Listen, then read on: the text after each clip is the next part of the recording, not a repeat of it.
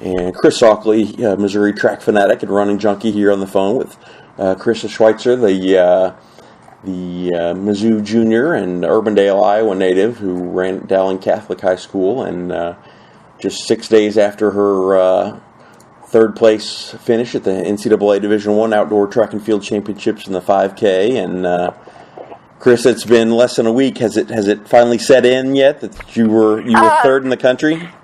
Yeah, no, it has definitely not really set in yet. Just really excited to have done this.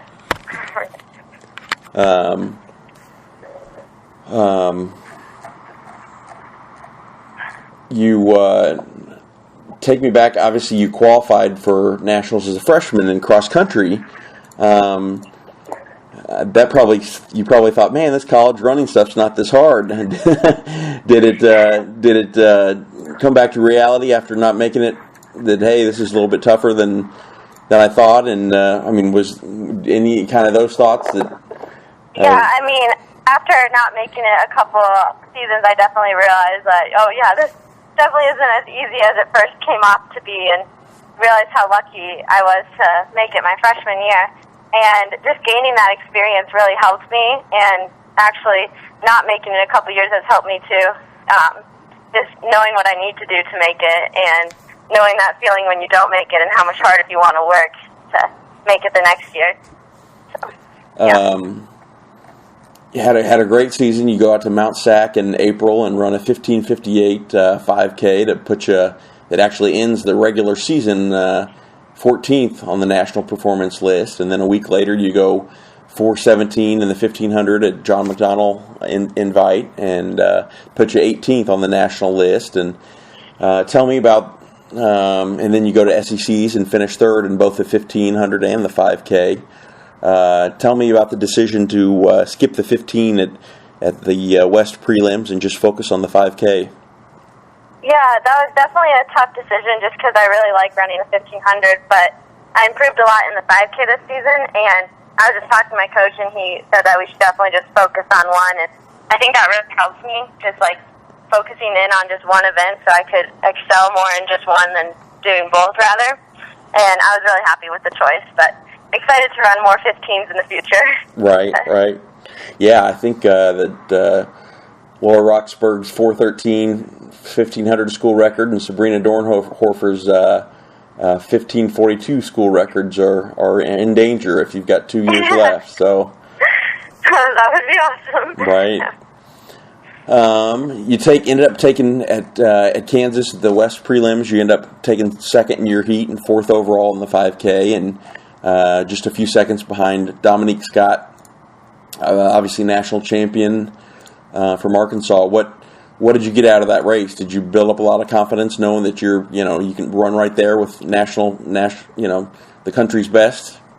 Yeah, that race definitely helped prepare me for nationals. It's kind of beneficial because it went out slow too, just like nationals went out, and then I could trust in my kick, and knowing that I had that race under my belt really helped me for confidence-wise when I ran at nationals. So.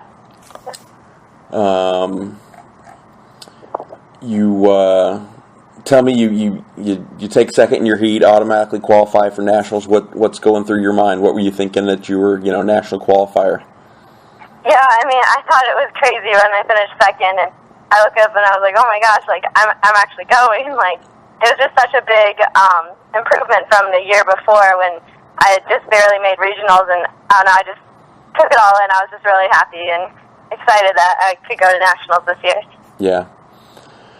Well, you make it to Eugene, and then what's your mindset going into nationals? What was your goal, and what were you thinking and feeling? Yeah, going into nationals, I knew it was going to be a very competitive race, so I just wanted to be top 16 to get either second team All-American or All-American.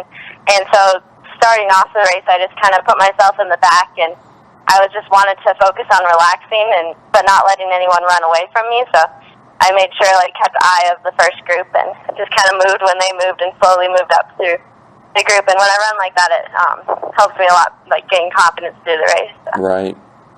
Well, you didn't compete until the fourth day competition, so you had 5 or 6 days of waiting and preparing. How did you handle that? How did you handle that time, and what did you do? It looks like on Twitter you and Coach Burns went for a trail run, and you cool off in a river. How did you spend those 5 or 6 days, and was that pretty nerve-wracking? Yeah, I mean, I have to definitely know, because I normally race like one of the last races every meet, and being there so early, I can't get nervous yet because it's just going to ruin the whole trip. So I try just to relax for a couple of days and not let the nerves set in till the night before. Right. Yeah. Mm-hmm. You get to Saturday, you get on the track, spikes on, the gun's about to go off. What's on your mind? Oh, like I'm just soaking it all in. I'm at national championships right now. Just run the best that you can, and either way, you're going to be happy with your season. So right. Yeah, I really had nothing to lose, so I was happy just being there. Were you prepared mentally for a slow tactical race and a fast all-out sort of race? What were you expecting? No, I was mostly prepared for a fast one. I thought for sure that it was just going to go out, and I didn't know if I was quite ready for that, but I prepared myself for it. So when it went slow, I was just like, okay, switch of gears. I have to prepare for a fast finish now. Yeah, the race. I just did that throughout the race. Race went out extremely slow. I think running 85s, 84s, splits, really slow that first 5 or 6 laps. Things pick up that second and third mile, obviously, and I think almost a little past halfway, 2,600 meters, you were 17th place, but just 2 seconds off the leaders. Were you, at that midpoint, were you feeling comfortable, that you just relax, that you're still in the race, 2 seconds behind the leader, and what were you thinking and feeling halfway through? Yeah, I mean, I never, even if I was like in the last or near the back, I never really counted myself out of that race just because I knew how I was feeling, and I just knew I felt so good that I could kick and finish and move up when I wanted to. So I just tried to relax as much as I could. And when the first girl went, I wanted to go with them. So. Right. Yeah, pace picks up, running 75, 74s. You move up to 10th with 800 to go, and then 6th with 400 to go. Tell me, you have a huge last 400 meters, 67 split. Take me through those last 800 meters. Yeah, I mean, once I got to 400 to go, I knew I was in top 8, and I just had all this adrenaline, and it was like, I'm not going to settle for top 8. I want to get as much as I can. So I knew I had a kick, and I was excited to see how it planned out, though. Yeah. And tell me about coming down that home stretch and crossing that line in third. Yeah, I knew I was in like top 5, top 4, and then I saw the third place person, and I was trying to get her, and I got her, so I was really happy about that. Yeah. And crossing that line, what were the emotions and thoughts there? Kind of unbelievable. I crossed the line, and I was just like, oh, that just happened.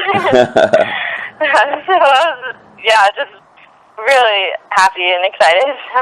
And I'm sure it looked like even in the mixed zone area, the interviews, that even that, I'm guessing 10 minutes, 15 minutes later after the race, after you catch your breath and get all your gear together, you were still extremely excited and just kind of shocked, it looked like, in the interviews. Yeah, I was still in shock and just ran up to my coach right away and gave them a big hug. Yeah. So. What would you say, talk about the Hayward Field experience? I assume that's your first time there and competing, and just the atmosphere and just the being able to perform there and the specialness of it.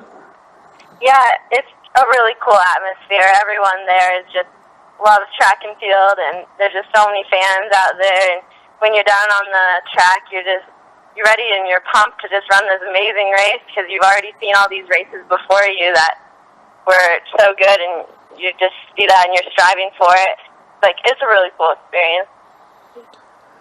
What would you say? You obviously improved 34 seconds in the 5K from last year, and you're on that podium, third place finish. What was the difference? What helped you get there in this last year?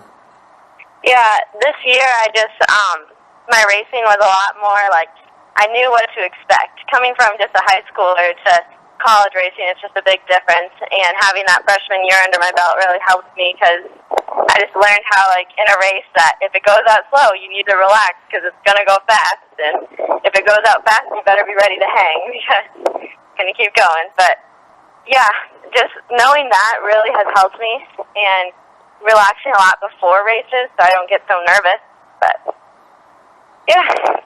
And talk about confidence. Obviously, confidence is big for athletes, and especially for distance running. If you don't think that you're going to be able to do something, you're obviously not.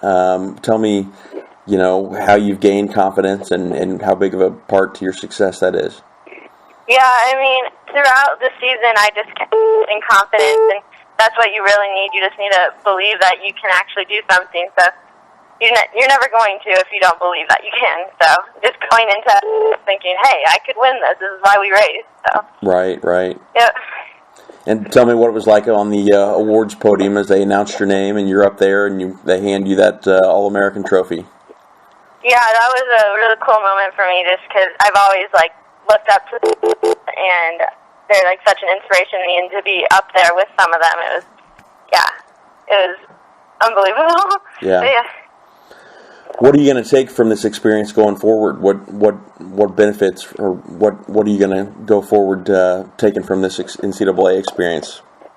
Yeah, I'm really excited to have this experience underneath me, and I can go on and start training for cross, and I hope to really help my team out because our goal is to make nationals as a team this year, and I hope that with my experience and with some of my teammates, we can put together a good team and hopefully do well. Yeah. You feel more pressure now? Obviously, this big performance with 2 years left to go of eligibility. Yeah, a little bit of pressure. Not so much the underdog anymore. Right. But, hopefully I can handle that well. And if anything, this gives me a lot of confidence. And, I'm excited to see how the rest of the season pan out. Yeah. And just tell me about the program at Mizzou growing. This was a great year for the men and the women, and just being a part of the program, and it seems like it's going growing in leaps and bounds and headed in the right direction. Yeah, I'm really excited about the way our program's going, and it's just exciting to be on a program that's on the rise, and we're just constantly just getting better and better as a team and breaking records that we haven't broke before. And, it's exciting to keep seeing it grow, and I'm excited to see how much it grows in the future. Yeah. Well, I know it's been less than a week, but forever, Karissa Schweizer, NCAA third place bronze medalist 5K. How does that sound? Yeah, that is crazy. Yeah. Thank you. Well, congratulations on the great race, and keep it up, and hopefully many more great things to come.